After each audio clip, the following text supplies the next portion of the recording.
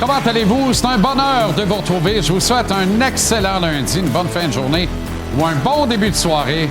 Bienvenue à JC. Alors, le Canadien amorce une semaine déterminante. J'ai pas besoin de le dire. Vous le voyez à l'écran. 3 adversaires frontaux dans la lutte pour une place en série éliminatoire. Demain, mardi, de la Saint-Patrick. Ça s'invente pas. Les Bruins de Boston en ville contre le Canadien. Il y a de quoi dans l'air à part ça. Aïe, aïe, aïe, aïe, aïe, aïe, aïe.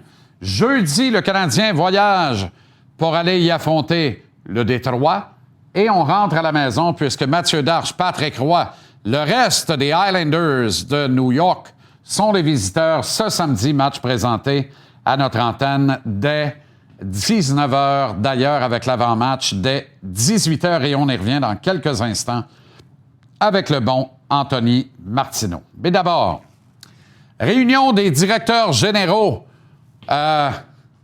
évidemment en Floride, c'est rarement en Abitibi et ils ne savent pas ce qui manque pour y avoir travaillé et résidé. Je m'en ennuie un peu plus à chaque jour. Mais bref, réunion des directeurs généraux avec plusieurs sujets sur la table, quelques discussions réglementaires notamment. Et je pense que les DG vont tous se féliciter de leur travail en marge de la dernière date limite des transactions. Est-ce qu'on en saura plus, parce que ça grenouille beaucoup lors de ces réunions, est-ce qu'on en saura plus sur ce qui a fait avorter le ou les projets de transactions importantes impliquant le Canadien? À suivre avec Renaud Lavoie cette semaine, la photo et les images que vous voyez à l'écran témoignent de la rencontre de presse qui annonçait la Coupe du monde de hockey 2028 qui se déroulera conjointement en Amérique et en Europe. Mais du côté de l'Amérique, ce seront les villes de Calgary et Edmonton qui seront les villes hôtesses, alors qu'en Europe, on sera à Prague, en Tchéquie. Je vous en reparle plus longuement au cours de l'émission avec nos collaborateurs.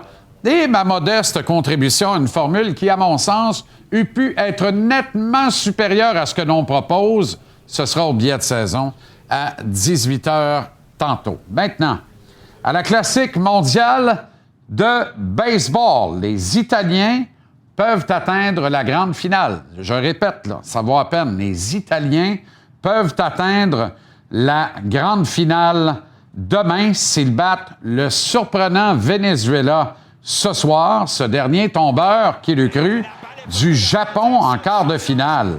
Les Américains attendent de connaître leur adversaire en grande finale, eux qui ont failli rater la coupure, on le rappelle, mais qui ont battu le Canada 5-4, puis les Dominicains 2-1 au cours du week-end. Michel Godbout va venir mettre la table avec nous pour la demi-finale de 20h ce soir. Et quand on regarde de plus près, les Italiens peuvent atteindre la grande finale et ils eurent pu s'assurer de la disputer contre une autre équipe que les États-Unis, mais ça ne s'est pas passé comme prévu dans leur duel contre le Mexique. Rappelez-vous que les Américains n'avaient plus la priorité sur une place au tour suivant. Et puis, ça s'améliore dans les arénas du Québec. Ça s'améliore, mais c'est pas parfait. Samedi soir, après la conclusion d'un match à Lac-Etchemin, en Beauce, l'arbitre Stephen Baudouin a été violemment attaqué de dos par un parent, regardez à pousser, là, un parent foudrage. Arbitre qui a dû être conduit à l'hôpital le plus proche. Le parent, lui, a été arrêté par la Sûreté du Québec et devra répondre à des accusations de voie de fait. Petit détail, le match qui venait de se terminer en est un de catégorie Junior D. De ce que j'ai pu apprendre aujourd'hui, et de sources très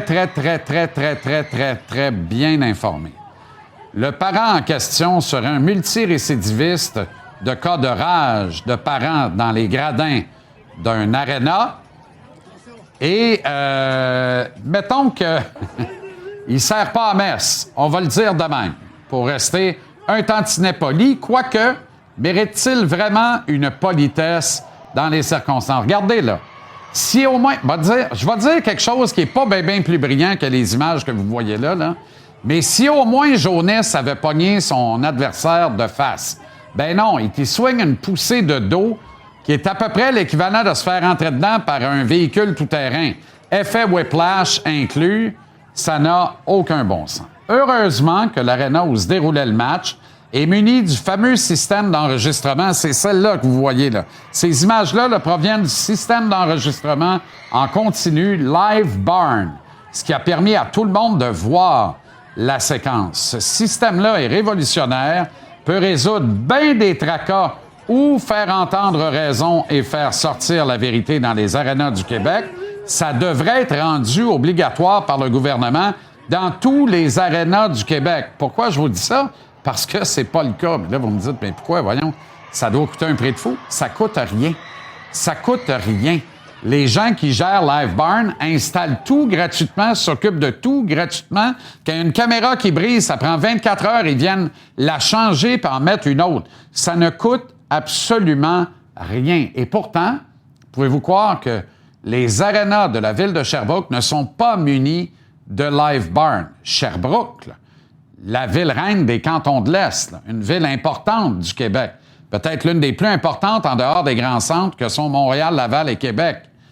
Mais la raison qu'on m'a expliquée aujourd'hui en serait une de la part du syndicat des employés de la ville de Sherbrooke pour de hasardeux motifs de protection de la vie privée des travailleurs.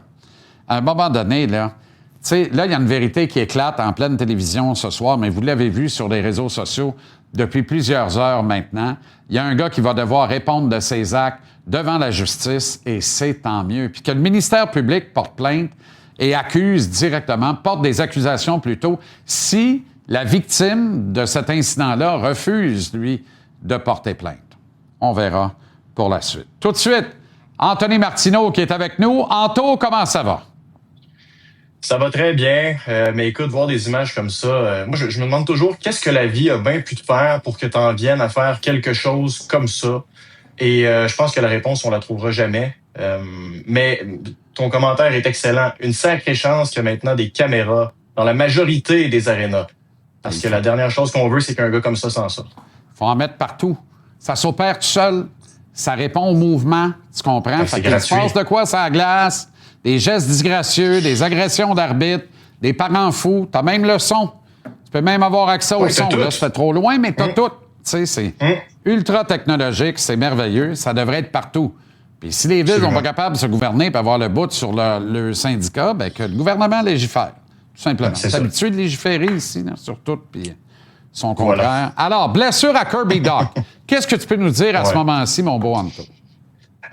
Aujourd'hui, ce que je peux vous dire d'abord, c'est que c'était congé d'entraînement pour le Canadien. Alors, pas de mise à jour officielle de la part de l'organisation. On se rappelle qu'il a quitté hier Kirby Dach après environ 1 minute de temps d'utilisation après une mise en échec du Québécois Jeffrey Truchon-Viel, qui était un peu dans l'angle mort, je dirais. Alors, Kirby Dach est tombé lourdement et quitté. Alors, aujourd'hui, Renaud Lavoie, qui est à la rencontre des directeurs généraux, a pu s'entretenir avec Kent Hughes, qui a donné, un semblant de mise à jour. Il dit, j'ai pas vu le coup, mais j'ai l'impression que Kirby a été malchanceux. D'après moi, ça devrait pas être long. Alors moi, je me demande juste, si t'as pas vu le coup, comment tu peux te dire que c'est probablement malchanceux? En tout cas, à l'évidence, juste pour être plus précis, là, Anto, là, la quote précise de Kent Hughes, là, c'est qu'il ne peut pas dire si ça va être une courte ou une longue absence. Donc, tu sais, il espère que ça va être une courte absence, mais il ne peut pas le dire. Mais je pense qu'il en sait plus que ce qu'il veut bien dire. Ça, c'est l'autre bout de l'histoire, là. Mais, ça ne serait pas la première fois. Non, puis c'est correct. Ça vient avec le grand jeu. C'est parfait. Ouais. Puis évidemment, le Canadien, ça devient quasiment honteux pour un directeur général de se présenter, mettons, aujourd'hui, puis de dire, là, il faut que je vous annonce que la saison de Kirby Dach est terminée. C'est probablement pas le cas, puis on ne souhaite pas que ce soit le cas. Ouais. Mais mettons que ça devait être le cas. Là, qu'est-ce qu'on va dire encore? Le gars a manqué plus de matchs qu'il en a disputé depuis qu'il porte l'uniforme du Canadien. Écoute, regarde le tableau, là. Ça. Ben oui, ça parle tout ça. Là. Je veux dire, on a fait grand cas de son 300e match, Jean-Charles, dans la Ligue nationale samedi, et puis c'est correct. C'est un accomplissement qui est non négligeable. C'est 300 de plus qu'on va jamais en jouer, toi et moi, réunis, d'ailleurs. Mais ça devient problématique quand tu regardes à quel point il a aussi raté des parties Et hier, la mise en échec, elle était, tu sais, c'est un coup solide, là, je veux dire, mais est-ce que, je pose la question, là, je ne spécule pas, mais est-ce que la majorité des joueurs auraient quitté la partie? Je le sais pas. Alors, j'espère que Kirby va se remettre rapidement. Je peux te dire en affaire, par exemple, il n'y a aucun coup à la tête. C'est un coup épaule à épaule. Et Doc, ça fait même pas une demi-seconde qu'il ne touche plus à la rondelle. Tu vas me dire, il touchait avec sa main, c'est vrai, mais il touchait pareil. C'est un jeu de hockey, c'est une mise en échec parfaitement légale. C'est pas 100%. Toute l'estime et l'amitié que je porte à Jeff Rivière qui me fait dire une affaire de même. J'ai beaucoup d'estime pour Alex Burrows. Quand il a fait des niaiseries, je l'ai décrié à l'époque. Ça n'a pas empêché notre amitié. Tu comprends ce que je veux dire? 100%. C'est épaule-épaule, puis Kirby avait tout intérêt à regarder devant lui. Il a fait l'erreur de regarder derrière lui, était dans la Ligue nationale, il en a payé le prix, mais la mise en échec, elle est 100% correcte. Je suis d'accord avec toi. Oui, puis écoute, elle a fini par payer sur le but gagnant parce que tout le monde a comme dit « Hey, c'est Viel, on s'en va sauver Doc! » On a laissé Gauthier tout seul en arrière. C'est une boutade, évidemment. OK, est-ce qu'il y a des options? D'abord, pour retourner Lane Hudson dans son habitacle naturel sur le flanc gauche. Parce que là, je me fais barber. Ah, on remet à droite. On remet à droite. Trouvez-vous ça brillant? Trouvez-vous qu'il y a eu une bonne semaine de travail, Hudson? Trouvez-vous qu'il a l'air brillant sur le but vainqueur hier? Puis là, ça, c'est pas nécessairement parce qu'il joue à droite. C'est une bulle au cerveau. Mais une bulle au cerveau, ça arrive à tout le monde, même aux meilleurs. Et on lui pardonne. C'est quoi, on lui pardonne? Mais je pardonne difficilement qu'on le fasse jouer avec Caden Gauley, qui, honnêtement, va te le dire comme je le pense, est pas mal plus croche que droit depuis son retour dans l'alignement. Et Hudson n'arrive pas à ramasser toutes les gouffres de Goulet. Tout ça en jouant à droite, je le répète. Là. Non, exactement. Non, je suis d'accord avec toi. Puis, tu sais, je vais pousser l'odieux jusqu'à remettre en question une phrase d'un membre du Temple de la Renommée, Martin Saint-Louis, hier, qui nous dit que le gros problème, selon lui, ce qui le préoccupe le plus, c'est la gestion du risque par rapport au jeu défensif. Moi, j'ai demandé ce qui le préoccupait le plus en termes de jeu défensif, puis il m'a dit gestion du risque. Le problème, et on va le voir à l'écran, c'est que le Canadien, oui, en arrache depuis 4 matchs au chapitre des revirements. Dernier de la Ligue nationale, 32e, mais globalement, avant le 10 mars, Jean-Charles, au premier rang de la Ligue nationale pour le moindre revirement à travers la Ligue. Alors, on gère bien le risque, là, globalement, sur toute la saison. Il n'y a pas de tendance en termes de mal gérer un match de hockey. Moi, je trouve que les tendances, elles se répètent de plus en plus. On en a parlé, toi et moi. Devant ton filet, t'es pas rugueux. Le système, depuis quelques matchs, est de plus en... redevient de plus en plus problématique. Je veux dire, hier, il reste 2 minutes au match, Jean-Charles. Il n'y a aucun défenseur qui est devant le filet. La base même du hockey, c'est d'avoir au moins un gars, idéalement un défenseur qui protège l'enclave. Ah ouais. C'est Cole Caulfield qui est là. Et Cole quitte l'enclave pour je ne sais quelle raison. En résulte le but de Connor Gauthier. Maintenant, j'ai parlé à Alexandre Texier dans le vestiaire hier et j'ai essayé d'aller lui demander ce qui clochait défensivement parce que sur le tableau qu'on voit à l'instant, j'ai un peu de misère à comprendre ce qui se passe, mais le Canadien a régressé cette saison sur le plan défensif par rapport à l'an passé. Écoute, on voit là l'évolution de la moyenne de buts accordés par match. Comme tu sais, cherche pas, là, tout est de la faute à Montembeault. Là. Parle au monde, va faire un vox pop. Là. 9 sur 10 vont dire que tout est de la faute de Monty. J'aurais pas aimé que ce soit lui qui accorde le but à Connor Gauthier hier, directement entre les jambes à ras la glace à 2 minutes de la fin. Tu comprends? Non, mais je veux dire, pas aimé ça. On va en passer combien, les gardiens? Combien de gardiens ça va prendre pour qu'on comprenne que les 6 défenseurs ont de la misère puis que le système marche pas depuis 3 ans? Je pose la question, là. Alors, Alexandre Texier, que pense-t-il qui cloche sur le plan défensif? On va écouter l'attaquant français, Jean-Charles. On laisse trop de shoot un peu de la bleue aller. Des fois, on hésite, on est entre deux un peu et on sait exactement ce qu'on a à faire et des fois on est un peu dans l'hésitation. Moi, je suis pas inquiet, on va revenir à ça et puis il va falloir qu'on le fasse rapidement aussi. Le système il est clair pour tout le monde. À ce point de la saison, s'il est pas clair, c'est qu'il y a un problème. Donc il est clair, on regarde tout le temps des vidéos pour s'améliorer. Donc c'est juste individuellement, on doit être meilleur. Bon, il y a une option évidente, je me suis mouillé, là, puis c'est pas parce que c'est pas annoncé à cette heure-là, à moins que ça m'échappe. Là. Normalement, c'est après 17 heures, mais en même temps, déjà en Floride, mais il peut caller up un gars, même de la Floride, là. Que ça me dérange pas de pas avoir raison, mais j'aimerais ça avoir raison sur celle-là. Rappelez David Reinbacher, insérez-le à droite avec Caden Gauley à gauche. Donner le temps à Goulet de faire du mentorat avec le kid, jouer les 10 minutes chaque. C'est la meilleure troisième paire que tu peux pas avoir dans les circonstances. Remets-moi Hudson à gauche, puis mets-y Carrière à droite. C'est-tu trop demandé, tout ça, ou je m'appelle Patoff, moi? J'achète tout ce que tu viens de dire. Si on a jugé bon que c'était pertinent de rappeler un gardien parce qu'on jugeait que les gardiens avaient de la misère, je vois pas pourquoi, alors que les 6 défenseurs en arrachent présentement, on pourrait pas donner une opportunité à Renbacker. Est-ce qu'il va révolutionner la patente défensivement? Non, mais à un certain moment, tu dois être tributaire de tes performances difficiles et puis un peu de compétition à l'interne, ça peut pas nuire. Sur le tableau, présentement, on voit justement la situation contractuelle des défenseurs qui sont actuellement avec le club, Jean-Charles. La défensive est pas terrible, là. C'est pas ce que je veux dire, mais on a une défensive qui est très homogène. Hudson, Matheson, Dobson, Goulet, c'est signé jusqu'en 2030. On voit ce qui suit. Et tes options à Laval, il y en a pas des temps en Engstrom ou Renbacker, mais tous les défenseurs qui sont là présentement, j'exclus évidemment Struble et Jacky, Jean-Charles, qui jouent pas assez, mais il manque de robustesse. On a décidé de rien faire à la date limite où on n'a pas été en mesure de le faire. Présentement, on le paye cash. OK, le premier trio, pas mal moins reluisant qu'on pourrait le croire. Statistique intéressante que tu apportes là. Oui, parce qu'on marque des buts, mais c'est très souvent sur des contre-attaques. En termes de chances dangereuses accordées et générées, le trio de Nick Suzuki, et on a pu le voir contre Celebrini et Leo Carlson, c'est extrêmement difficile. Et on veut que notre premier trio nous donne du momentum, Jean-Charles. Regarde, 7 chances de marquer pour le trio de Nick Suzuki contre 17 chances de marquer dangereuses accordées. Le premier trio marque, mais le premier trio est vraiment pas à son mieux dernièrement. Merci, Anto. Excellente soirée et à demain en avant-match canadien Bruins. Toujours un plaisir. J'adore quand tu dis Bruins en passant. Oui, moi aussi, je n'aille pas ça. C'est le fun. Salut. C'est très agréable. Bonne soirée. Salut. On va rejoindre Renaud Lavoie en Floride à la réunion des directeurs généraux pour conclure le beau programme de ce soir.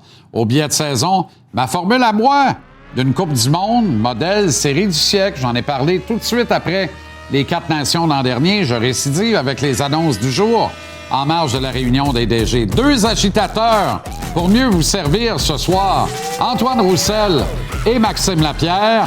Il y aura évidemment Tonino Bello Marinaro. On va mettre la table pour la demi-finale. Mais alors là, qui l'eût cru? Italie-Venezuela, la classique mondiale de baseball avec Michel Godbout. Mais d'abord, un petit bloc de football. Premier essai avec l'excellent Arnaud Gascon-Nadon. Au retour, restez là.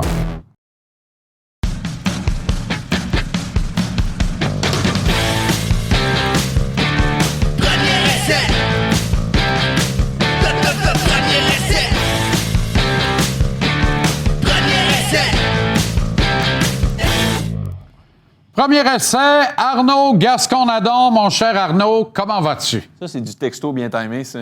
N'est-ce pas? Il était temps que tu finisses ta L'as-tu phrase. reçu, par exemple? Ben non, moi, je vais le déposer. Shit. Mais non, je Pourquoi sais. je te réponds? Mais non, c'est justement... OK, t'essayais de me répondre. Ben oui. Mais moi, c'est après 6 heures, moi, que je paye plus les interromps. Ah bon, très bien. Ah oui, t'as le forfait Distributel. J'ai les forfaits minutes illimitées à partir de 6 heures, par contre. Désolé. As-tu encore quelqu'un qui a ça? Moi. Avant 6 heures, t'as donc un flip? Je ne réponds plus. Oui, Motorola. Et un pager. Le fameux Razer. J'ai bien envie de revoir, d'ailleurs. Si quelqu'un en a un, là. Je cherche un Razer. OK, les Alouettes vont tenir leur camp d'entraînement à Québec, Ouais. dans les installations du PEPS de l'Université Laval. Ouais. Il n'y a pas meilleur endroit pour tenir un camp d'entraînement. Là, honnêtement, tout est là, tout est sur Ouais. place, à portée de main, puis c'est le nec plus ultra. Bien, j'imagine que le concept, c'est que les Alouettes essaient de le faire le plus souvent possible près de la ville de Montréal. Hein. On était à Saint-Jérôme, on pensait qu'on avait quelque chose, mais finalement, pour la mairie de Saint-Jérôme...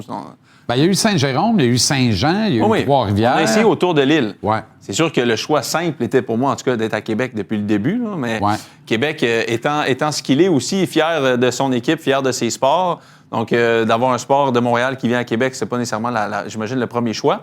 Mais tout est là, en tout cas, pour réussir. Je pense que les Alouettes pourraient, quitte à pas avoir une équipe professionnelle là-bas, pourraient peut-être faire son nid de camp là-bas, puis peut-être, à long terme, peut-être voir s'il y a une certaine affection qui peut se partager pour les fans de la région de Québec pour cette équipe-là, et peut-être faire un match de pré-saison là-bas, et peut-être se bâtir de cette façon-là. Mais une chose est sûre, les installations sont là, les joueurs vont être bien traités, les joueurs vont être bien. Et puis l'association était simple à faire, juste un peu trop simple. C'est pour ça qu'on essayait dans la région de Montréal. Moi, je te dirais l'inverse. À la région de Montréal, de faire en sorte que ça devienne simple pour les Alouettes d'aller là-bas aussi. Tu sais, je veux dire, ça a quand même bien été à Saint-Jérôme. Moi, j'y ai été cet été, c'était le fun. Il y avait beaucoup de gens qui étaient là. Je veux dire, ça attirait du monde dans la ville de Saint-Jérôme. J'ai pas vu de côté tant négatif que ça. Il faudrait demander à la mairie et à la ville de Saint-Jérôme pourquoi ils n'ont pas voulu renouveler. Mais en tout cas, ils seront bien à Québec, ça, c'est sûr. Est-ce que tu n'as pas l'impression, Arnaud, qu'on pourrait battre l'horloge à Québec? T'sais, là, on va débarquer une équipe de football professionnel là-bas. C'est pas l'idéal parce que c'est Montréal, puis il y a une aversion naturelle entre les deux marchés. Tout à fait normal. Mais si jamais ça crée un certain engouement, moi, je pense qu'il y a des médias, il y a des journalistes affectés à la couverture sportive là-bas qui vont être friands de la couverture de ce camp d'entraînement-là. Si on crée une petite mousse puis un petit buzz, les Alouettes pourraient aider la Ligue à les aider en créant une nouvelle franchise à Québec. Ça se peut pas que ça soit pas dans l'air, là. Non, moi, je pense que c'est pas dans l'air, en fait. Toi, tu penses que c'est dans l'air? Ben moi, je présume que c'est dans le plan d'action quinquennal du nouveau commissaire. Peut-être que Québec, en tout cas, peut-être que est sur la liste des villes potentielles pour avoir une équipe. Là, on est au Canada quand même pas. On n'a quand même pas l'immense embarras du choix de regarder les plus grandes villes du pays qui n'ont pas déjà une ville. Une chose est sûre, c'est que je pense qu'il y a déjà beaucoup plus d'intérêt, ou en tout cas de la Ligue, de faire ça dans d'autres régions que la ville de Québec. Puis Québec, qui va accueillir cette équipe-là? Il faudrait qu'un autre groupe de propriétaires vienne prendre cette équipe-là, parce que le groupe Tanguay se retire tranquillement de leurs opérations de sport. Tu sais, je veux dire, Jacques se fait pas nécessairement le plus jeune non plus. Donc, qui va prendre la relève de ce côté-là? Ce n'est pas chose faite nécessairement que ça soit fait de ce côté-là. Donc, il faudrait regarder ailleurs. C'est sûr que d'un point de vue, Québec est beaucoup plus gros que quand moi j'y étais, là. Moi, je vais à Québec régulièrement. Puis c'est une ville qui se développe, là. Ça pousse à Québec partout, là. Ah oui. Donc, il y a beaucoup plus d'argent qu'il y avait à Québec en 2026 qu'il y en avait en 2012. Est-ce qu'il y a des nouveaux groupes qui seraient intéressés à voir peut-être une équipe de la CFL arriver là? Peut-être. Une chose est sûre, c'est que je pense que ce que ça prendrait, ça serait Glenn Constantin qui soit le premier coach en chef de cette équipe-là pour faire la passation des pouvoirs. Mathieu Bertrand devient coach en chef du Rouge et Or et Glenn s'en va coach en chef de l'équipe. J'ai pas de problème avec ça. Et là, on aurait peut-être quelque chose. T'sais, les jeunes prennent le Rouge et Or et Marc Fortier, Glenn prend l'équipe. Et là, on aurait comme un coup de marketing qui vaudrait la peine de vraiment attacher une équipe professionnelle à ces fans-là qui sont tellement attachés à ce 25 ans-là d'histoire qu'ils ont réussi à faire pour le Rouge et Or. Mais justement, c'est assez solide pour ne pas craindre l'avenue d'une équipe senior, d'une équipe professionnelle. Les deux dans le même stade. Les deux dans le même stade. On est en partage, un stade universitaire et professionnel à Montréal. Pourquoi on ne le ferait pas à Québec?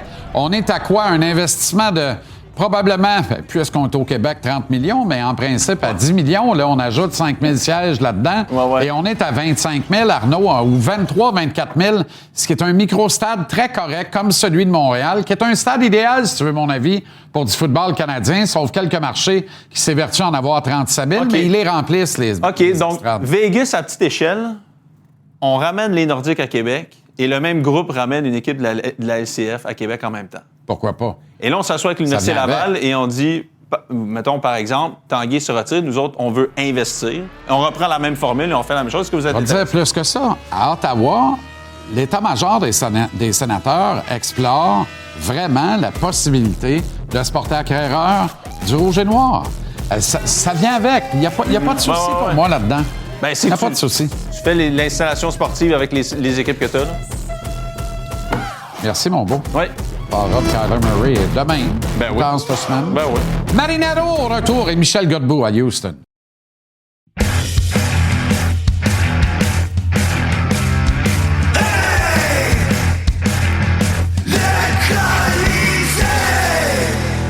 Avec Marinaro, avec Tony Marinaro. Ho, ho, ho, ho, bello! Comment ça va?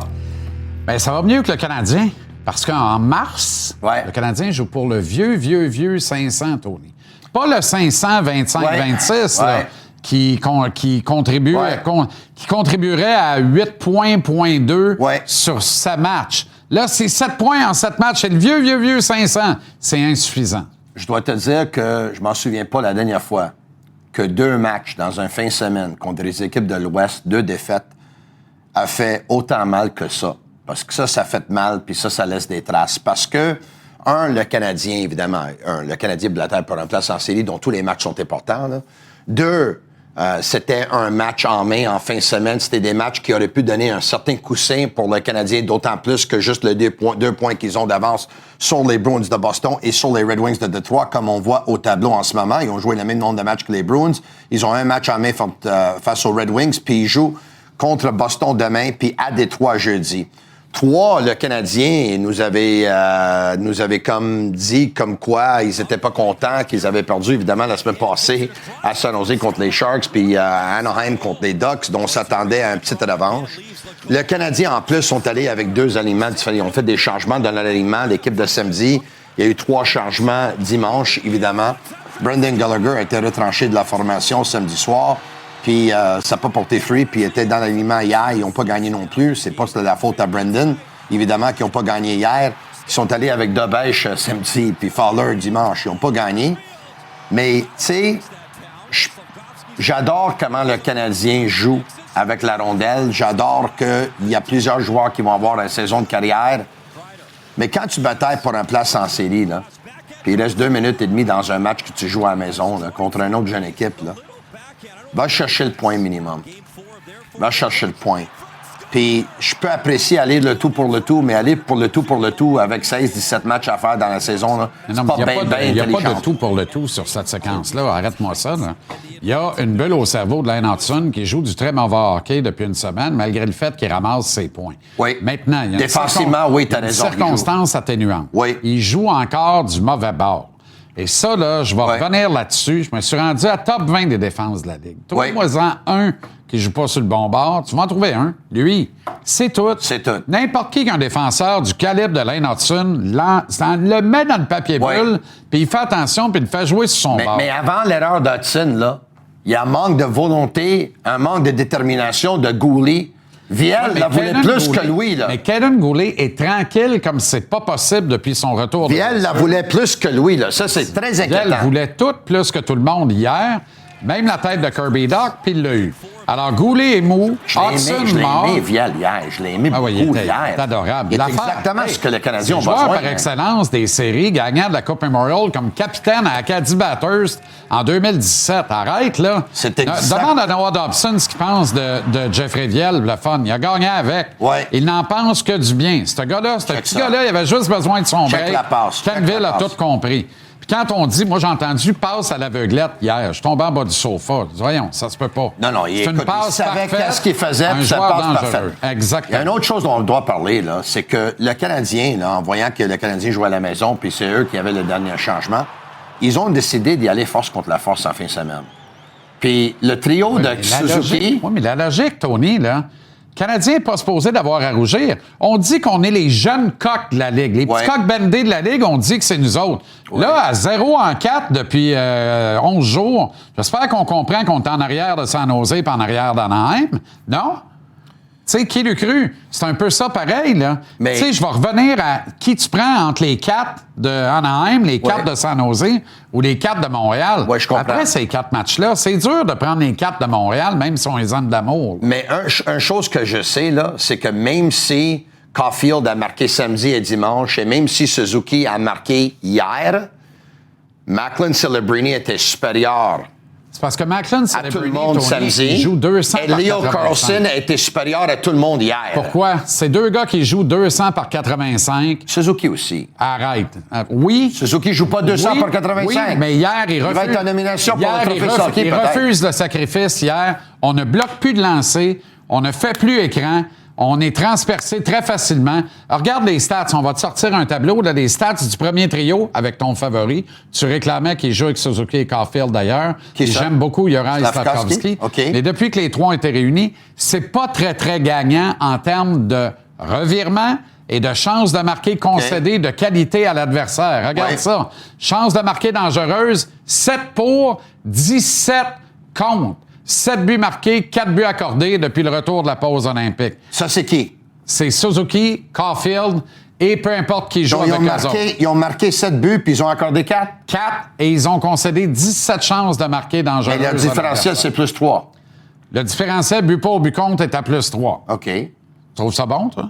Un premier... C'est moi dire une affaire, là. Ouais. À l'allure de l'alignement qu'on a, là, si ton club n'est pas capable d'avoir un différentiel de plus que plus, ton premier trio n'a pas plus que plus 3, t'es dans le trouble. Là. Tu feras pas les séries, je te l'annonce. Je comprends que ça a déjà été mieux.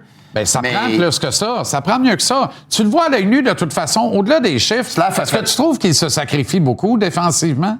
Non, mais ça, toute l'équipe ne se sacrifie pas. Oui, mais on dirait que c'est une équipe qui sont intéressés quand ils ont la rondelle. Je vais donner l'exemple. Un moment donné, le capitaine doit donner l'exemple. Un des seuls qui joue du bon hockey dernièrement, là, c'est Jake Evans, là, depuis environ 8-9 matchs.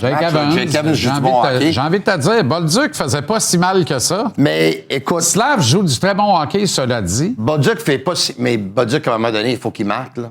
Je comprends. C'est quand la dernière fois qu'il a marqué, là. Je comprends. Plus que 25 matchs, 26 matchs, tu sais. Ça fait quasiment aussi longtemps qu'Austin Matthews. Oui, je comprends, mais tu sais, tu dis bloquer des tirs. On peut comprendre si de temps en temps, Suzuki ne bloque pas un tir, mais Dano, il n'a pas bloqué un tir important le samedi soir, là. Tu sais, puis je sais pas pour viser Dano.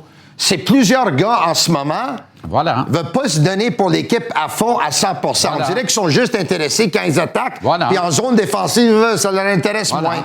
Le Ça, c'est. sacrifice n'est Écoute, pas ça là. prend, si ça n'a pas déjà eu lieu, ça prend une réunion, puis pas à peu près, là. Pour montrer des séquences vidéo pour dire, écoute, là, ça arrête. C'est Là. urgent. C'est urgent. Mais Et les 2 matchs, c'est les matchs de l'année, les prochains 2 matchs. oui, Là. mais la semaine passée, Renaud avait des images très intéressantes d'un entraînement où Martin Saint-Louis a parlé pendant près de 5 minutes avec Noah Dobson. À un moment donné, le ton avait pas l'air à la camaraderie de type « Puis comment ça a été l'anniversaire de ta petite dernière en fin de semaine? » C'était pas ça l'objet de la conversation. C'est pas c'était quoi, mais c'était pas ça. Alors, c'était quoi l'objet de la conversation? Tu sais, on le saura pas. Mais moi, je refuse... Une différence d'opinion, comment. Probablement qu'il y a une puis comment se divergence défendre. de vision de comment ça devrait... Comment on devrait appliquer un certain système à ce moment-ci de la saison. Tu comprends qu'on peut... Pas juste le système, il faut gérer le risque aussi, là. Dans la dernière semaine, là, tu sais, on a déjà vu des images contre Toronto que Dobson passe la rondelle à Doc. Doc, il avait déjà quitté la zone défensive. T'en souviens, là, le but de William Nylander, OK? À Ottawa, il y avait une autre séquence que Carrier essaie de dégager la rondelle. Là, avant que ça sorte, là, Demidov avait déjà quitté la zone défensive. Tu peux pas. Il faut que tu sors en groupe. Il faut que tu sors de ta zone avant. Puis Lane Hudson, l'erreur que tu en parles hier, évidemment, la première erreur, c'est la manque de volonté et de détermination de Caden Gooley. Puis là, Lane Hudson aussi, lui, il doit savoir qu'il doit protéger sa cage, là. Tu sais, lui aussi, là, il s'en va prêter main forte et laisse Cutter Gauthier devant lui. Écoute, ça peut pas arriver. C'est épouvantable. Et ça commence à être... ça commence à être sérieux, la situation, là. Il y a juste un point de différence, là. Et on brûle des cartouches. On a brûlé la cartouche Gallagher, il n'y a pas eu d'effet, on a perdu la game. On brûle une autre cartouche Gallagher, c'est-à-dire le ramener, il n'y a pas eu d'effet, on a perdu la game. Et on brûle la cartouche Fowler, pas eu d'effet, il a perdu la game. C'est le dernier but de Cutter Gauthier hier. Fowler qui est 5-5-2 depuis cette année avec le Canadien. Oui, et Jacobs, c'est tout le temps 2 buts sur les 15 premiers lancés, puis après ça, je ferme la porte. Mais pas hier. Hier, c'était 2 en 14 encore. Après ça, on ferme la porte un bout. Là, on accorde un 3e, mais on fait 2 gros arrêts de la mitaine. Le monde est venu fou. Tout le monde se cherchait un 6-pack de bière, là. Tout le monde était prêt à dépenser du gros argent en disant « Le sauveur est arrivé ». Mais il a fait 3 arrêts, 2 sur Harkins puis 1 sur Leo Carson, dont t'en parles, mais ils étaient à 2-3 pieds de lui, là. Et tout le monde a accusé. Oui, tout à fait. J'enlève rien. Mais es-tu le seul à faire des arrêts? J'ai pas je t'écoute parler, là. D'après moi, Montembeault n'a pas arrêté une rondelle depuis l'année passée. C'est ça qui me fâche. C'est qu'hier, là, on dit tout qu'Hudson a fait une bulle au cerveau, il a raison. As-tu été fort là-dessus, Fowler?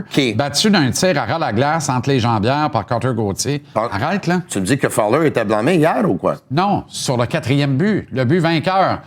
Moi, ce que je te dis, là... C'est un buteur de 30 buts. Si Montembeault donne ce C'est un buteur but-là, de 30 buts qui est à lui seul, devant lui, à 5 pieds de lui. Ouais. Ça, là, il y en a à tout bout de champ dans les tirs de barrage. Ouais. Et pourtant, les gars ne scorent pas une fois sur 2. C'est un but faible, ça. Il faut le dire. C'est un but faible, tir à ras la glace, entre les jambières, mauvaise position. Pour moi, c'est moyen, mais c'est le dernier des gars à blâmer sur ce jeu-là. Absolument. Sauf que si c'était Montembeault, ça aurait été le premier blâmé avant Hudson. C'est juste ça que je veux te faire réaliser. Commence pas avec Montembeault. Mais non, mais il n'a pas gaulé. Il s'est même pas habillé depuis qu'on a rappelé Fowler. OK, mais il s'est pas habillé parce que c'est le seul gardien de but dans la ligue qui donne plus de buts que des tirs contre. OK, oui, bravo. Oui. Dans toute ta splendeur, continue d'alimenter la bêtise. C'est brillant. C'est vraiment brillant. Je peux pas quoi. Mais aujourd'hui, on parle. Donc, j'entends bien, là, que ça te fait grand plaisir d'humilier un Québécois, Franck, de voir le Canadien humilier un Québécois. On va commencer avec. Arrête avec c'est ça que ça fait. De la langue. C'est ça que tu fais. C'est ça que c'est les pires pourcentages de la Ligue nationale, puis les pires pourcentages de buts alloués. Qu'est-ce que tu veux, là? On n'est pas tu plus veux-tu brillant. que je le défends aujourd'hui, là? On n'est pas plus brillant. Jacob Fowler, hier, il a fait 3 arrêts au but de la mitaine de 3 pieds. Si c'est pas pour lui, ça n'est pas nul à la fin. Mais tu dis que Jacob Fowler, C'est le dernier à blâmer sur le dernier à vainqueur de blâmer. Cotter Gauthier. C'est le dernier à blâmer. Mais il a fait face à quoi? Une chance de marquer de qualité, provoquée par quoi? Une erreur de couverture défensive, d'assignation et de prise d'information. Il n'y en a pas de ça quand c'est Montembeault d'Auberge qui gaule. Il y en a aussi. Puis ils n'ont pas l'air plus brillants. Bon, ce soir, là, au lieu de parler des problèmes de couverture, le Canadien qui gère mal le risque, les premiers trios que les autres équipes qui ont été meilleurs que le premier trio des Canadiens, le Canadien encore qui donne beaucoup de chances de marquer, le Canadien qui ne sait pas gérer en avance, on va parler de Fowler. Ben non, on a parlé de tout ça, justement. OK. Puis on avait fini. Fait qu'à la fin, je te dis, sur le dernier but, Hudson part aux fraises, Ouais. Fowler répare rien en arrière. Ça Pas plus commence brillant avec sur Goulet, cette séquence-là. qui perd la bataille qu'on vielle. Oui, mais hey, Hudson n'a pas d'affaire là. Elle n'est pas perdu la C'est sûr, bataille. mais moi, quand j'ai dit Hudson qu'il y avait s'en va d'affaires là. Je suis d'accord avec toi. Quand Hudson s'en va là, Première fois. la bataille n'est pas perdue. Ouais. D'ailleurs, Hudson s'en va là avec Gauthier, by the way. Pourquoi il ne vient pas avec? Oui, je sais. C'est Cotter Gauthier. Mais Pourquoi t'es tu allé reviens là pas avec lui parce qu'il jouait homme à homme, puis pourtant, il n'a pas, Ah oui, mais reste avec. il a pas suivi son homme. Si tu restes homme à homme, reste avec. Il a pas C'est suivi ça son le homme. problème du homme à homme décrié par Maxime Lapierre qui s'en vient tantôt. Gros match et demain. tous les autres. Il y a un gars qui perd sa bataille 1 contre 1, il y a un surnombre puis une chance de marquer. Gros match demain, match de 4 points, match d'année. Journée de la Saint-Patrick demain, porte un pull vert. C'est qui est dans les buts demain? C'est une bonne question.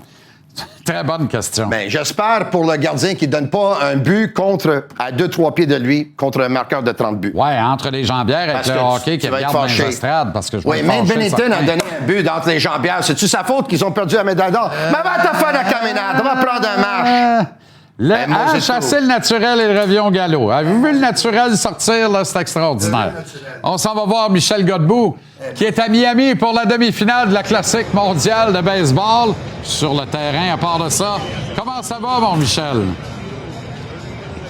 Ça va très bien, mon Gic. Je pense que je vais faire comme tournée. Je vais prendre une coupe d'expresso avec l'équipe italienne. Là, ça va me craquer un peu. Peut-être trop, même. T'attendais-tu à prendre un vol pour la Floride pour voir un match Italie-Venezuela en demi-finale, toi? Ouais, pas tout à fait, hein, je peux te dire ça. Mais quelle belle histoire. Écoute, on peut pas s'empêcher de s'accrocher à ça. Équipe coqueluche, les Italiens. Tu sais, je veux dire, ils ont jamais été aussi loin que ça dans un tournoi du championnat mondial de baseball. Ils ont gagné 2 matchs, ou 4 matchs au total avant ça. Dans toute l'histoire du tournoi, JC, 2 fois en 2013, 2 fois en 2023, 2 matchs gagnés là, 2 matchs en 2023. Donc, on s'entendait vraiment pas à ça. Puis, tu sais, en même temps, tu regardes l'alignement qu'ils ont. Quand même impressionnant. Là. On a 25 joueurs qui jouent dans les majeurs ou associés, dans les ligues mineures, des ligues majeures. Donc, on a quand même une équipe assez redoutable, merci. Fiche parfaite, belle histoire. OK. Revenons sur le duel entre les États-Unis et la République dominicaine hier. Alors qu'on traverse des clôtures du champ extérieur depuis le début du tournoi, on a eu un classique à bas pointage hier soir. Qui l'eût cru? Écoute, ouais, qui l'eût cru en effet, parce que, tu sais, c'était quand même une commande, là, faut le dire, pour les lanceurs américains, aussi bons soient-ils, de garder les bâtons tranquilles là, du côté de la République dominicaine. Quand même l'équipe qui avait obtenu jusqu'à hier là, le plus de circuits au cours de ce tournoi, redoutable attaque.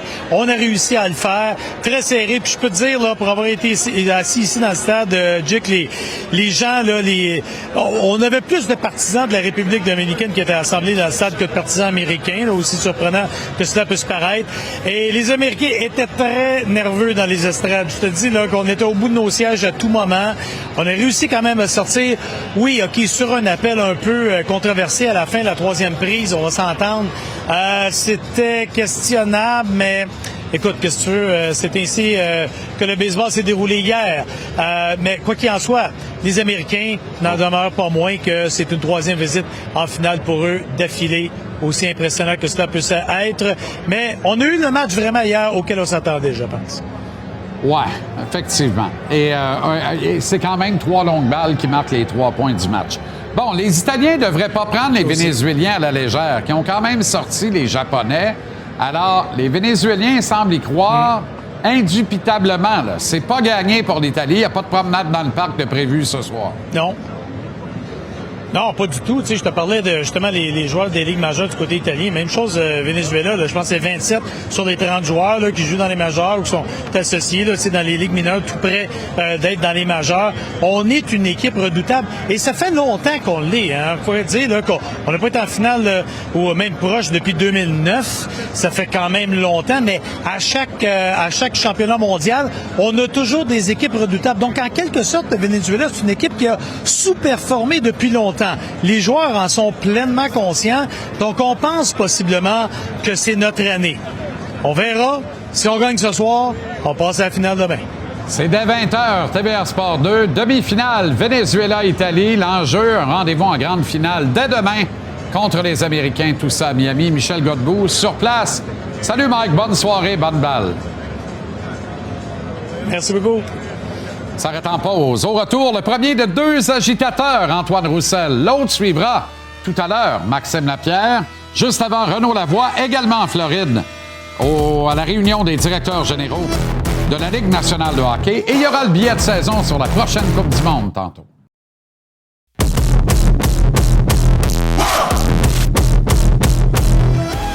Antoine Roussel est avec nous maintenant. C'est l'un des deux agitateurs qu'on a pour vous ce soir. Vous voulez être sûr que t'en avais plein les mains, Jean-Charles? Ben, on en a plein les mains parce que Marinaro en est un troisième, d'ailleurs. C'est un poids lourd, par exemple. Ah ben, hey, va te dire une affaire. À qui le dis-tu?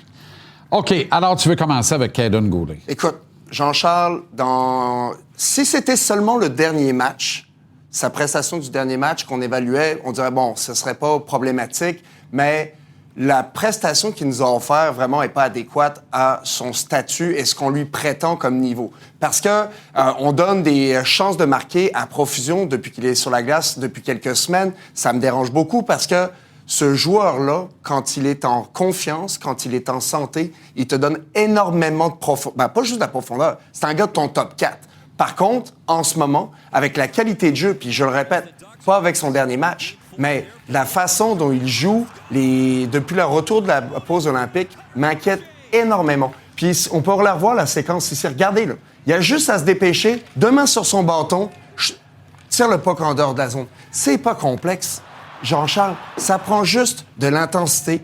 Accepter que tu vas manger probablement un coup. Là, il reste 5 minutes au match. On est peut-être que dans la première minute... Il est mou là-dessus. C'est une guenille. Non, mais puis ça n'a aucun bon sens. Il n'est même pas contesté. Il tombe sur le cul tout seul. Arrêtons, là. Tu sais pourquoi, Jean-Charles? Parce que quand tu es sur la glace, tu le sais contre qui tu joues. Puis là, Viel, c'est un gars robuste qui finit toutes ses mises en échec. Fait que là, il a entendu les coups de patin. Il s'est dit, bon, je vais essayer d'absorber un petit peu la mise en échec. Je vais me protéger. Probablement qu'on lui a dit, essaie de te protéger mieux dans le feu de l'action. Parce que souvent, il est kamikaze puis il s'absente 2 mois. Exact. Bon, est-ce qu'on pourrait avoir un juste milieu entre deux? Ça pourrait être intéressant. C'est encore une fois... Pour être beaucoup plus physique, John Carlson, c'est le temps de le faire payer. Tu sais, c'est le temps d'être méchant parce que je suis sûr et convaincu, on l'a déjà vu, il y a du méchant dans Caden Goulet. Sauf qu'on le voit plus, ce joueur-là. Et pourquoi ça m'inquiète? Parce que t'es dans le dernier droit de la saison. Ça devrait être son pain puis son beurre, ce genre de match-là. Regardez ça ici. Manque l'action, puis il va finir sur les 4 fers en l'air. Non, mais ça a-tu pas de bon sens? T'es en zone offensive, garde le jeu en vie. Puis ça n'a pas été son meilleur match, clairement, mais... Ça a été comme ça depuis un certain temps. Donc, ma marmite, elle commence à être gonflable. Je te comprends. 2 défaites en fin de semaine contre 2 jeunes équipes de la Ligue nationale, talentueuses, rapides et jeunes, comme nous autres. Je veux te dire qu'on est en retard par rapport à eux autres. On est 0-4 en 2 semaines contre eux autres. On a plusieurs joueurs qui ralentissent le jeu, mais je pense que le Canadien, des fois, se tire dans le pied parce qu'on n'accepte pas de jouer du jeu, on va dire, robuste ou du jeu plat. On a une équipe qui a une ADN de faire des jeux tout le temps. Exemple, des joueurs qui arrivent à fond de train vont passer la ligne bleue offensive, freiner d'un coup sec pour attendre qu'il y ait la deuxième vague. Mais c'est correct de jouer un petit peu comme ça, mais tu peux pas jouer tout ton match comme ça. À chaque occasion, il faut que tu envoies des fois des rondelles en fond de territoire, amener les défenseurs à tourner de bord, parce que quand tu passes du temps dans ton territoire, c'est tannant. Les défenseurs, les joueurs de talent, quand ils doivent reculer, aider leurs défenseurs, c'est 200 pieds à couvrir. Faut que tu les passes au travers de l'équipe adverse. C'est tannant. Écoute, toutes les équipes veulent jouer dans l'espace libre. Le Canadien a des joueurs talentueux. On est bâti comme une équipe talentueuse, mais il manque un petit peu de papier sablé à ce niveau-là. Puis ça me dérange parce que je trouve qu'on a assez de talent pour faire ça, mais il faut juste changer un petit peu notre ADN. J'aimerais ça qu'on change notre peau un petit peu par rapport à ça. Quel est le danger pour l'équipe et Martin Saint-Louis? Ben, le danger, c'est qu'à un moment donné, quand tu arrives en... Ben, encore, les séries sont pas réalisées. Quand tu arrives en série, c'est que tu vas te faire sortir du jeu parce que tu n'auras pas développé cette façon de jouer-là. On veut jouer, encore, je me le répète, mais dans l'espace libre, faire les jeux transversales, c'est bien beau, mais c'est complexe. Là, le Canadien puis Martin Saint-Louis en parlait justement là, des jeux là, compliqués. Il n'y avait pas d'exécution. Écoute, l'exécution, quand tu envoies la rondelle en fond de territoire, là, ça va venir tout seul. Quand tu envoies des rondelles au filet, ça va venir tout seul. Toute la complexitude là, va venir par le fait même que tu fais des choses simples. En même temps, Juraj Slafkovský a joué un grand match. Oh, sensationnel, Jean-Charles. Et il s'est adapté en avantage numérique. Moi, j'aime beaucoup la composition de la première vague actuellement avec Demidov, puis ça tourne, une affaire terrible. C'est beau de voir ça. On fait juste pas marquer, mais des fois on marque, mais on pourrait marquer plus souvent, puis on sent que ça va venir. On sent que Slav, exactement ce que tu viens de décrire, lui, il est bâti pour jouer cette game-là. Faut lui en donner l'opportunité davantage. Ben, c'est clair. Puis je pense que les opportunités, il les a. Il joue sur le premier trio. Il comprend son rôle sur le premier trio. Puis cette séquence-là, hier, quand je regardais ça, écoute, j'étais subjugué. Je trouvais ça magnifique. Je trouvais que, écoute, premièrement, il patinait. Là. Je l'ai probablement rarement vu patiner aussi vite. Puis tu le disais, une équipe talentueuse. Bref, sensationnel. Il va dans le fond de patinoire, récupérer les rondelles, fait la différence, fait des jeux. Je veux voir ce gars-là.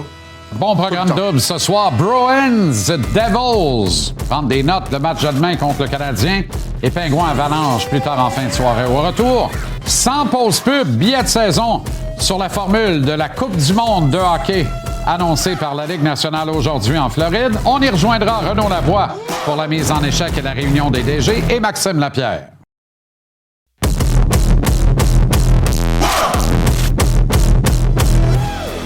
Gary Bettman a confirmé que la Coupe du monde de hockey va se tenir sous l'égide de la Ligue nationale aux 4 ans. Le commissaire veut capitaliser sur le succès de la confrontation des 4 nations tenue l'an dernier et certainement aussi sur celui des derniers Jeux olympiques à Milan, ce qui est tout à fait louable, on ferait pareil.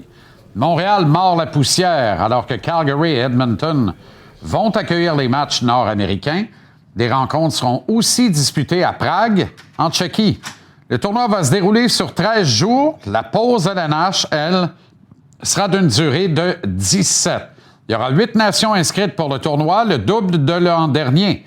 La LNH a refusé de dire si la Russie allait être des pays retenus. Attendez-vous à ce que ce soit le cas.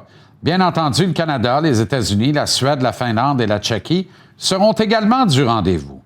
Quelles seraient alors les nations 7 et 8? L'affaire, c'est que, comme la Ligue contrôle l'événement, en principe, tous les joueurs qui vont y prendre part se doivent d'être sous contrat avec l'une ou l'autre des 32 équipes du circuit. Là, dans ce qu'on voit là, la Ligue ne veut pas ben des tout-skis, de l'équipe des restants qui avait finalement remporté la dernière Coupe du monde contre le Canada en finale, menée par Zdeno Chara. On se rappelle de ça. Alors, modestement, je vous propose ma formule à moi. Et considérant les conglomérats de la Ligue nationale, dans ce qui reste en dehors des 6 pays de pointe, avec 12, les Suisses sont les plus nombreux, suivis de 8 Slovaques, 8 Allemands, 7 Lettons, 7 Biélorusses, 7 Danois, pour un total d'un peu plus de 50 joueurs, si on inclut le Français Texier, les 2 Marco-Autrichiens Rossi et Casper et l'Australien Nathan Walker. Y a-t-il de quoi former 2 équipes intéressantes avec ce groupe de tout-ski? Sans l'ombre d'un doute, à mon avis. Et j'y reviendrai puisque je veux vous parler de la formule qui est mise de l'avant par Gary Bettman, Bill Daly et les comités penseurs de la LNH. On veut créer 2 sections de 4 nations, tournoi à la ronde éliminant les derniers de classe, quart de finale entre positions 2 et 3 sections inversées, et laisser passer aux demi-finales pour les premiers, et ainsi de suite jusqu'en finale. Total de 17 matchs en 13 jours. Je pense que la Ligue fait fausse route, modestement. C'est mon opinion. L'intention est noble et bonne, son articulation un peu moins. Du moins, elle pourrait être mieux. On veut probablement éviter les débordements et avec eux les blessures importantes à des joueurs clés. Mais il me semble que la Ligue devrait donner au public ce qui lui plairait vraiment. Il faudrait favoriser des rivalités naturelles, s'assurer d'une valeur intrinsèque à chaque rencontre. Personnellement, je mettrais de l'avant des super séries de 6 matchs entre les grands rivaux, un peu comme la super série de 76 ou son origine, la série du siècle de 72. Qui sait qui prendrait pas 6 duels entre le Canada et les États-Unis, 6 autres entre la Suède et la Finlande? Dans un monde idéal, on en aurait 6 entre la Tchéquie et la Slovaquie, mais les Slovaques sont trop peu nombreux, alors il faudrait opposer la Tchéquie à la Russie. Puis ensuite, départager les nations restantes en 2 groupes appelés les Nations unies. Selon le contingent d'aujourd'hui, moi, je réunirais la Suisse au Danemark, à la Norvège et à l'Autriche. Donc, la Suisse aux nations scandinaves, alors que l'Allemagne serait jointe à la Slovaquie, le Bélarus et la Lettonie, en plus de l'Australie et de la France, bien entendu. Pour chacune des confrontations, il y aurait 3 matchs par pays. Dans le cas des 2 équipes des Nations unies, la tournée pourrait s'étendre sur 6 villes, 3 incluses dans chacun des groupes. Maintenant, imaginez le Canada et les États-Unis qui s'affrontent 3 fois au Centre Bell et 3 fois à Madison Square Garden à New York. Imaginez la Suède et la Finlande qui se chamaillent 3 fois à Stockholm, 3 fois à Helsinki. Et les Russes qui affrontent les Tchèques 3 fois à Moscou, 3 fois à Prague.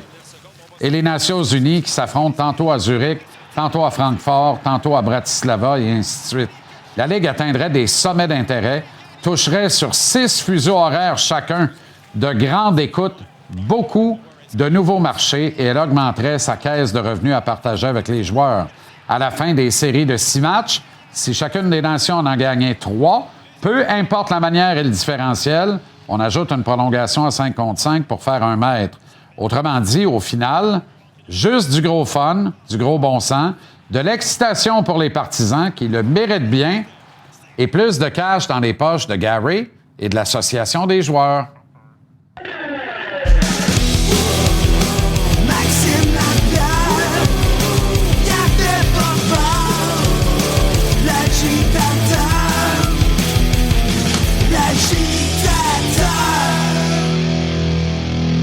L'agitateur Maxime Lapierre, comment ça va, Max? Ça va super bien. Max, tu as joué en Amérique, mais tu as joué également dans plusieurs pays d'Europe. Tu as joué. On n'a pas retiré mon chandail nulle part. Ici, oui. Alors que tu es joueur actif, imagine. Ouais. Donc, une confrontation comme ça, tu sais, là, tu peux jouer à heure de grande écoute. Tu joues à des heures différentes. Tu rejoins tous les publics. Tu sais, puis. C'est extra. Tu réintègres les Russes, là. Maintenant, la plaisanterie a assez duré, là. Je comprends. Il y a des joueurs de hockey là. Ben, puis il y a des bons joueurs de hockey. Puis, tu sais, c'est pas la place sur une patinoire de régler des conflits géopolitiques. Puis si on le fait, il faut le faire pour tout le monde. Fait qu'il faut remettre en cause quasiment les Américains, là, actuellement. On veut pas faire ça. Qui prendrait pas 6 fois Suède, Finlande, Canada, États-Unis? Dans ces pays-là, ce serait extraordinaire. Ici, en Amérique aussi. Puis, tu as plus de matchs. Tu en aurais 24 au lieu d'en avoir 17 en plus. Je suis d'accord avec toi. Puis, la partie qu'on oublie, c'est les amphithéâtres en Europe. Tu sais, que ce soit en Suisse, que ce soit du côté de la Suède, il y a de la passion de ce côté-là. Puis, tu as tellement raison. Les rivalités, c'est ça qui vend le hockey. Par contre, dans tout ce que tu as mentionné, à un moment donné, il faut trouver le moyen de faire une série 4-7 Canada-États-Unis. Ben exact. Je me fous du camp. À quel temps de l'année? Non, mais c'est ça. Faut absolument vivre ça. Tu sais, on a eu la série du siècle, on a eu plein d'affaires, mais il me semble qu'on n'a pas vécu ça dans ma génération à moi. Là. De là, ma proposition, au lieu de mixer ça puis de dire ils vont se rencontrer une fois en ronde préliminaire puis peut-être se revoir en finale. Non, 6 matchs, imagine le degré d'intensité, ça serait extraordinaire. Puis c'est pareil pour les Suèdes avec les Finlandais. Oui. Ça serait extraordinaire, la Slovaquie contre la Tchéquie. Les Slovaques s'en viennent, ne sont pas encore prêts, ne l'ont passé, mais dans le temps, c'était Tchécoslovaquie-Russie, là, c'était sur la ligne de feu les deux. Fait que là, c'est Tchéquie-Russie.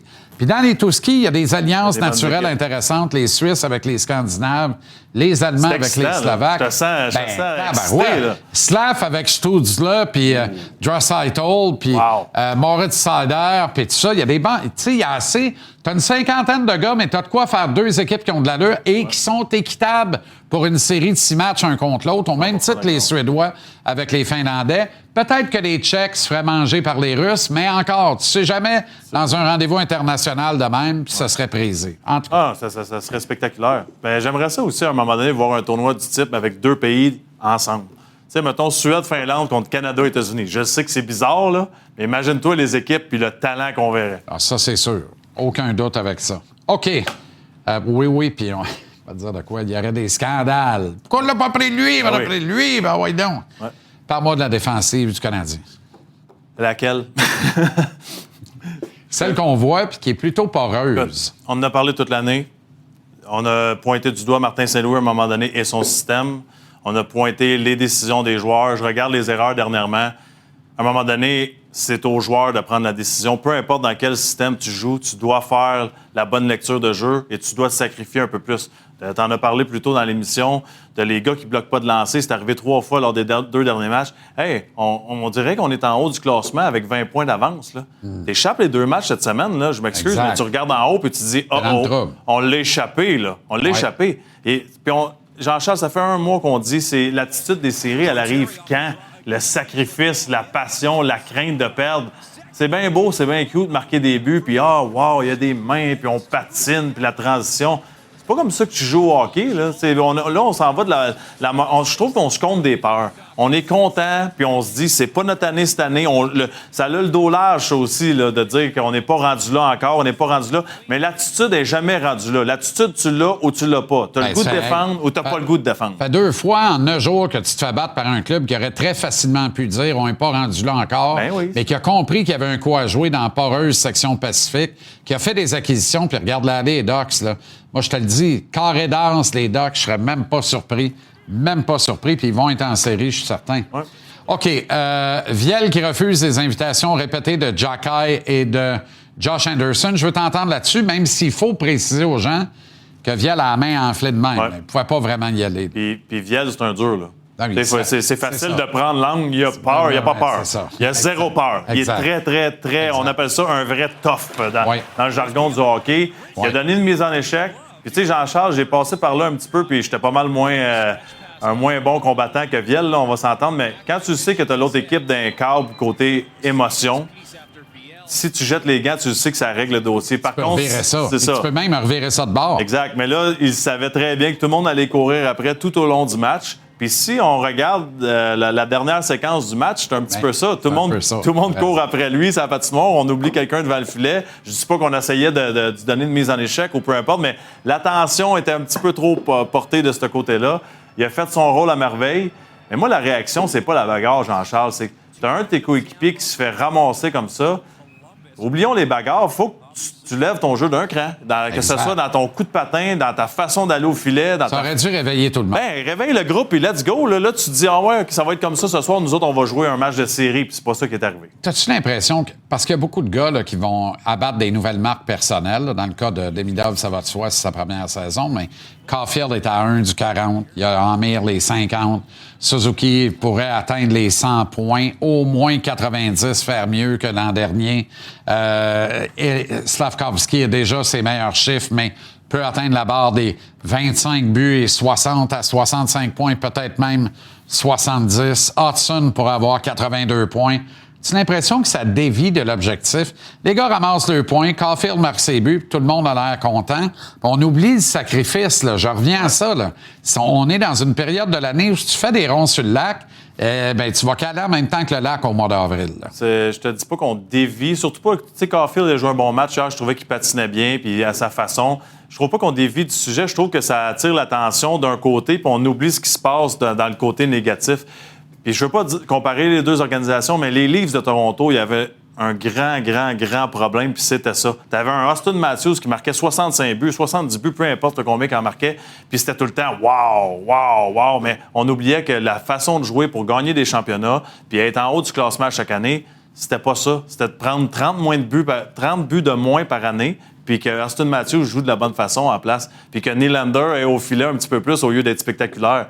Tu sais, des points, des fois, ça camoufle beaucoup de choses. Il y a l'exemple parfait, puis c'est tout un joueur de hockey, puis je veux rien y enlever, mais Huberdeau contre Tkachuk, 115 points contre un gars qui était plus un gars de caractère, puis il est arrivé en Floride, puis le monde était comme... Ils ont donné Uyghur en plus avec Huberdeau. Qu'est-ce qu'ils ont fait là?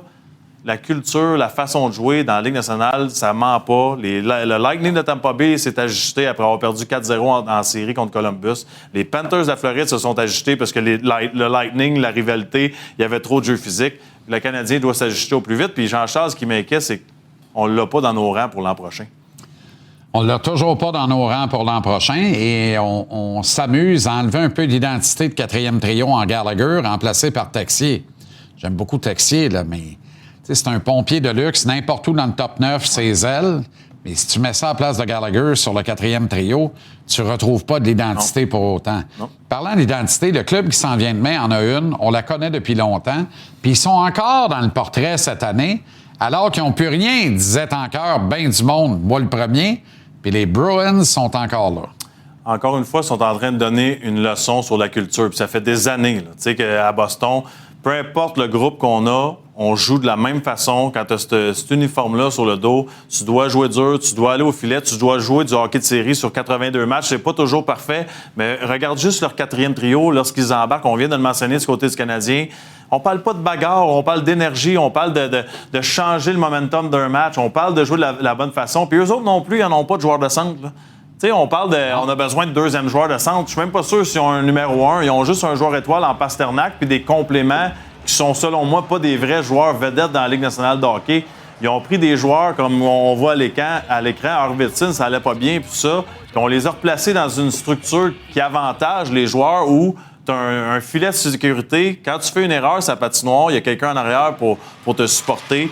Puis quand tu es en échec avant, tu es agressif, tu patines, tu sais que ton troisième homme est là, puis tu n'as pas d'affaire à te soucier des erreurs. C'est comme ça que tu gagnes, c'est en équipe. Puis Boston, ils le montrent. Ils sont pas meilleurs que le Canadien, Boston. Là. Non. Là, ils sont juste en arrière. Puis demain, moi, je pense que demain et jeudi, c'est les matchs les plus importants pour ce jeune groupe-là qu'on a à Montréal. Tu échappes les deux matchs, là, regardez le classement. Là. Si tu échappes les deux matchs cette semaine contre Boston et Détroit, c'est du gros problème. Puis c'est pas juste pour cette année, pour moi, Jean-Charles. Admettons, là, je vais être dramatique. Admettons qu'on fait pas les séries cette année. Là. Imagine-toi en arrivant au tournoi de golf l'année prochaine, la pression sur ce groupe-là. Ben oui. Avec soi. Ça va de soi, c'est-à-dire avec soi. Ça va de soi. On en a parlé il y a un mois, toi et moi ici. Ouais. Le monde, il nous disait, partez pas en peur, là. C'est pas à cause qu'ils jouent de même en Californie qu'ils feront pas les séries. Là, on a de l'avance. Ouais. Le coussin, là, il en reste plus gros. Il en reste pas. Il est aussi écrasé que celui en dessous de mes fesses en ce moment. Oui, puis ceux dont on...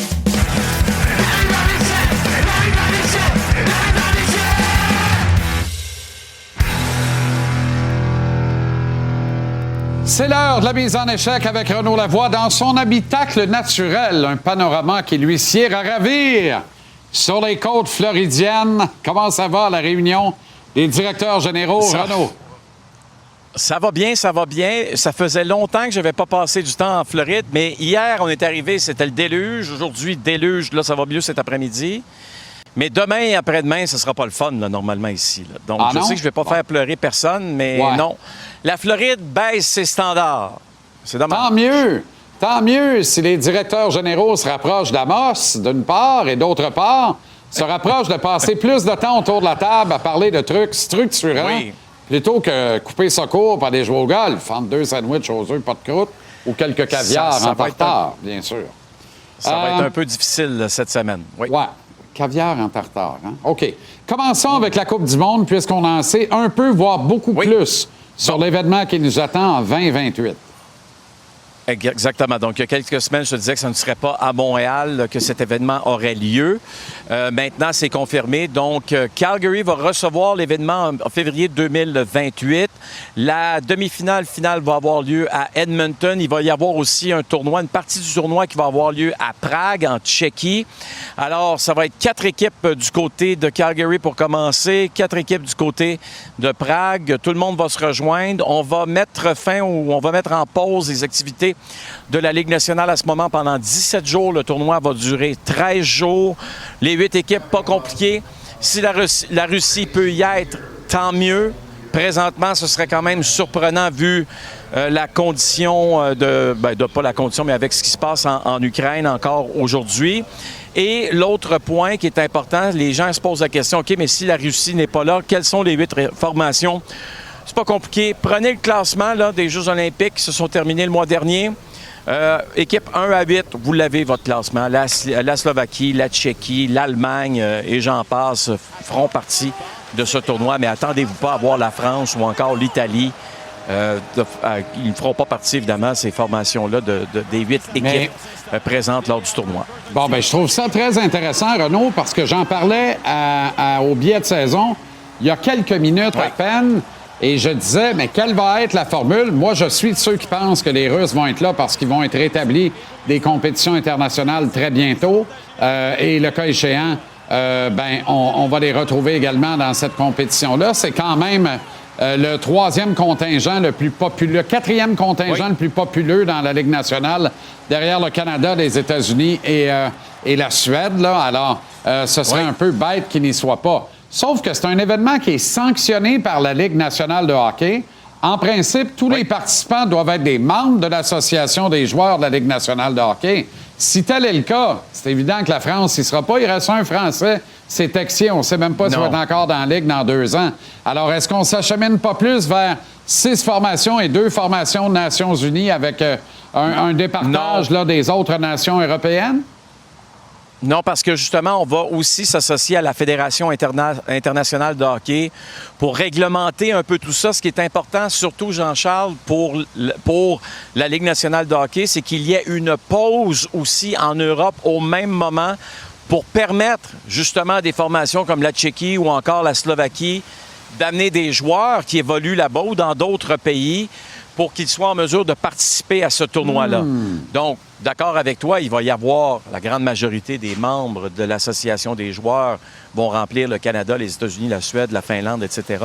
Mais il y a quand même cette porte ouverte. Là. Admettons que l'Allemagne fait partie du tournoi parce qu'on va vouloir que Leon Draisaitl y soit et M. Stützle du côté d'Ottawa. Bien sûr. C'est sûr qu'on va être obligé d'amener, si tu veux, des joueurs qui évoluent dans d'autres ligues. Là. Ce ne sera pas juste des joueurs de la Ligue nationale. On va voir la suite des choses. N'oubliez pas une chose, hein? Chaque pays, là, je parle des pays là, comme la Tchéquie ou encore l'Allemagne, etc., il y a beaucoup de joueurs qui évoluent dans la Ligue américaine, hein?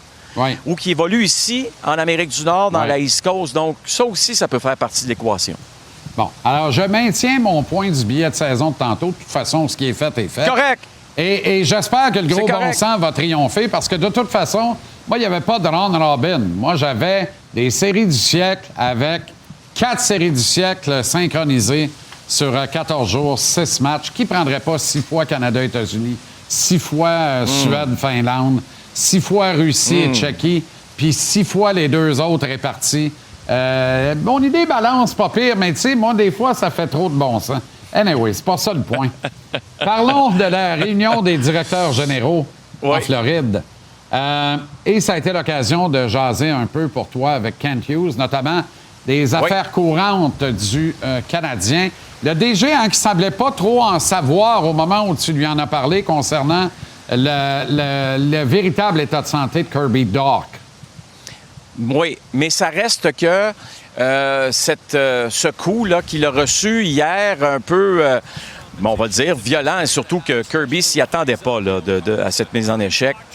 Bon, ça fait en sorte qu'il a quitté la rencontre assez tôt en première période. Est-ce que c'est une blessure à l'épaule? Très certainement le bras droit. Là, on regarde la main aussi lorsqu'elle tombe, le coude, etc. Bref, il y a une problématique de ce côté.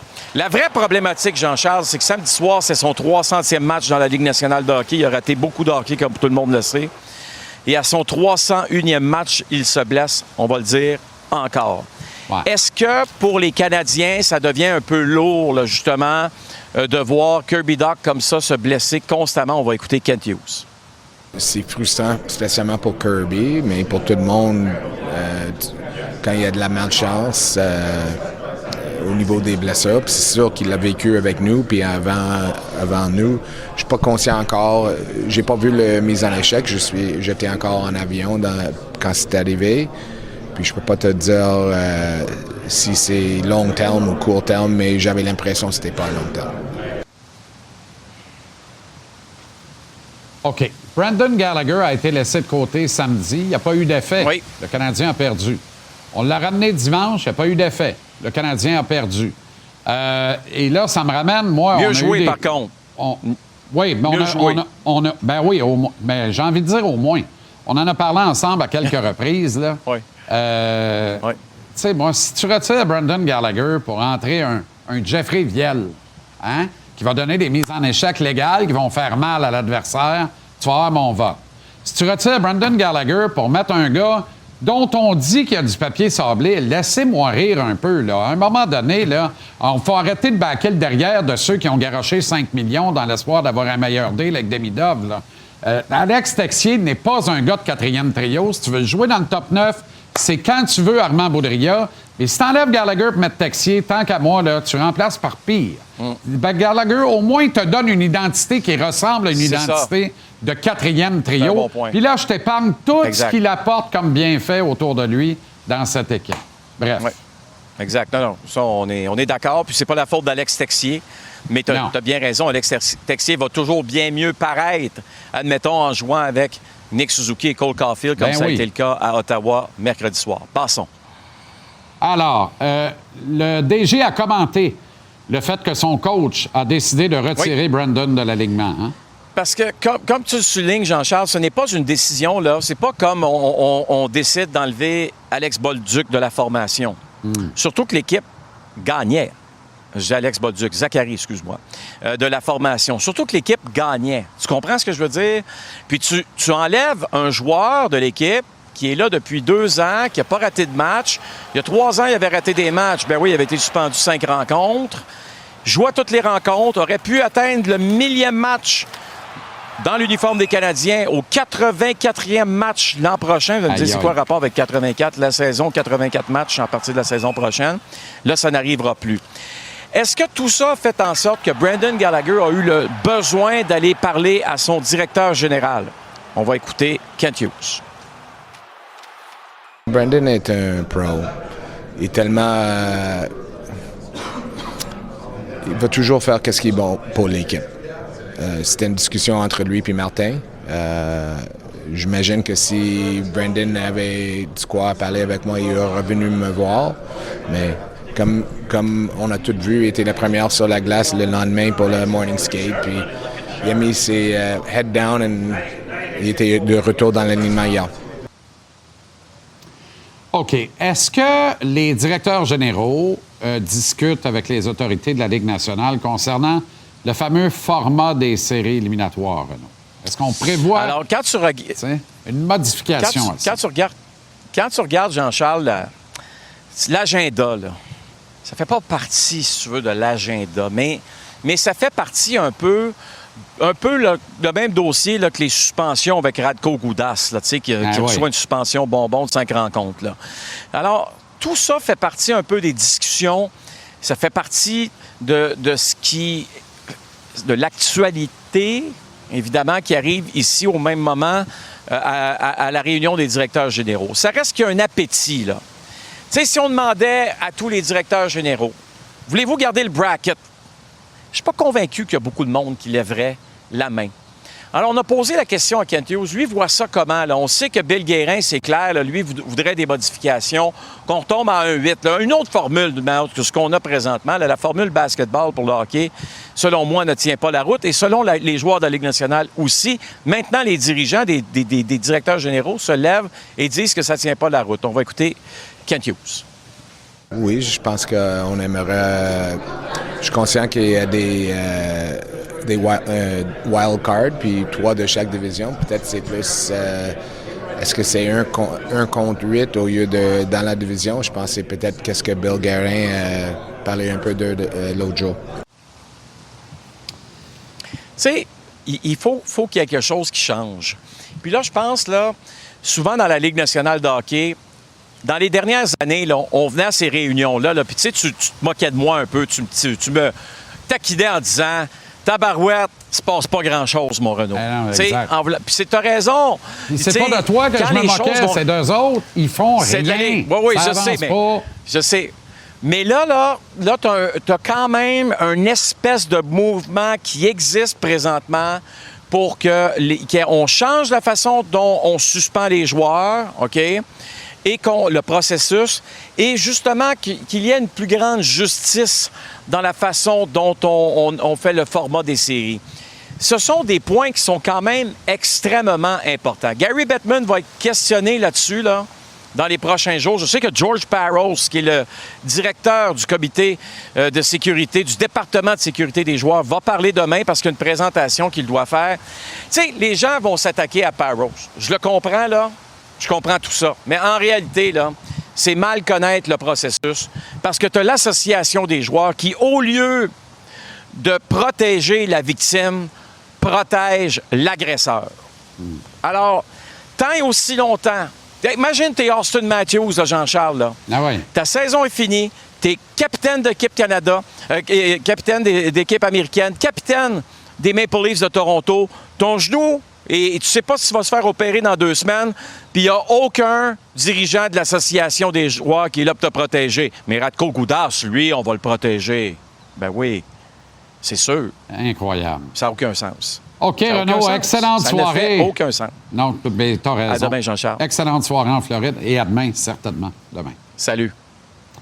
Alors voilà, comme on a vu, votre lundi de conversation sportive ici à JC. Les Bruins de Boston sont les visiteurs du Canadien. Demain, on les regarde pour se faire une meilleure tête de comment ils vont bien et pourquoi.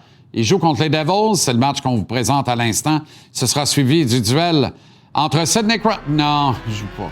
Le reste des Pingouins, oui, encore vivant qui le cru, contre Nate McCarr. Le reste de l'Avalanche du Colorado, vous avez bien compris.